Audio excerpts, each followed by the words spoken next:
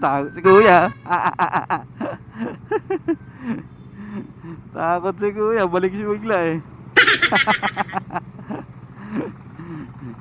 Binaantala pa oh. Gulat siguro si kuya, biglang balik sa linya eh. Biglang balik sa gitna eh. Nagugulat ka nga naman talaga pag ginanon ka, tapos bus, busina ng bus. Putik ko.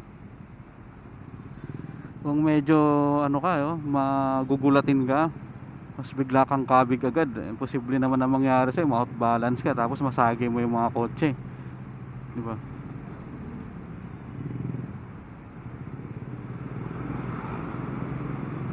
Wala naman konsiderasyon kasi yung bus eh. Dapat ano mo lang, put put put put, dapat ganun mo lang, no?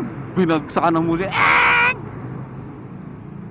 Kung magugulatin ka eh, yari ka dun. Bibili ka ng semento sa EDSA.